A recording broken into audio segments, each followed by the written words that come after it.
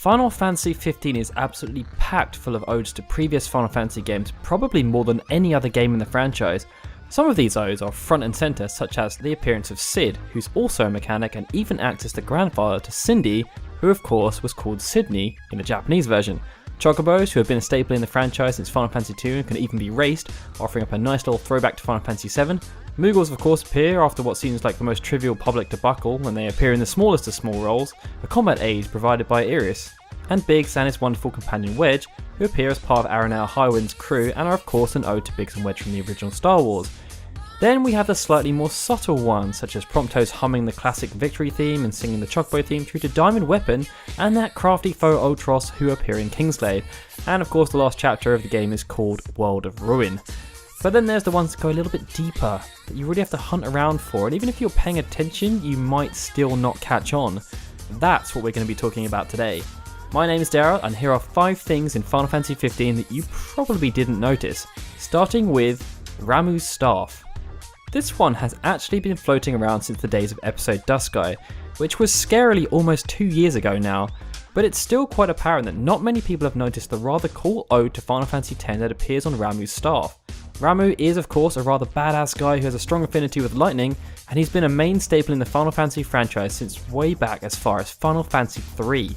However, for Final Fantasy X and X Part II, it was decided that Ramuh would be replaced in spirit by Ixion, a unicorn who is obtained from Jose Temple and can channel the lightning element. And if you look closely, you can see that at the end of Ramuh's staff in Final Fantasy XV, there is a very strong resemblance to the head of Ixion, complete with lightning bolt horn. Also, as a fun fact here, Quetzalcoatl, who replaced Ramuh in Final Fantasy VIII as the Lightning Guardian Force, also appears in Final Fantasy XV for only its second main series appearance. It can be fought twice throughout the game, once as part of the main story, and once as a hunt.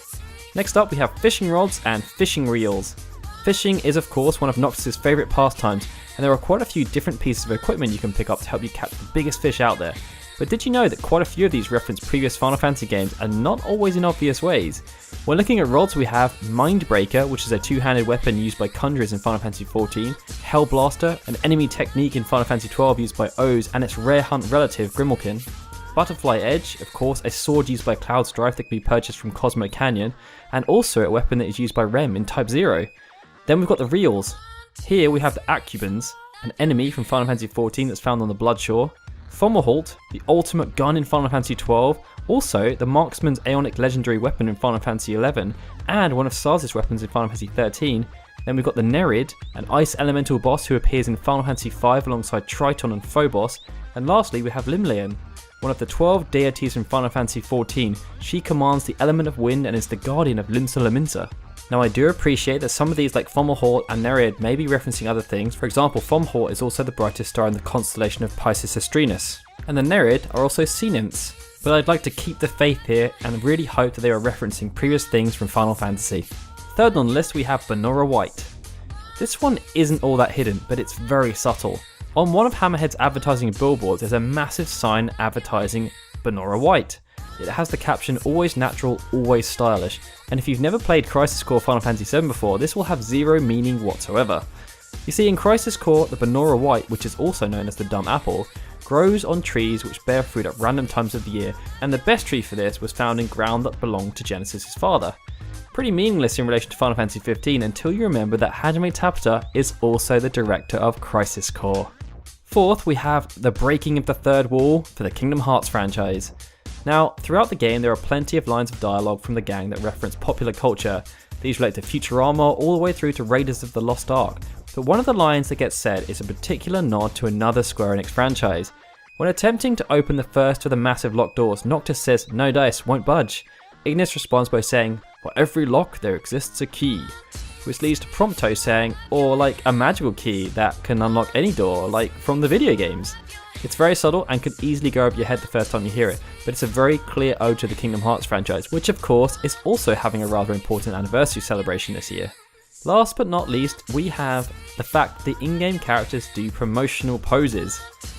You might often see Noctis, Ignis, Gladiolus and Prompto making poses with their hands in photo recaps, specifically with one hand showing a 1 and the other one showing a 5 to symbolise Final Fantasy XV.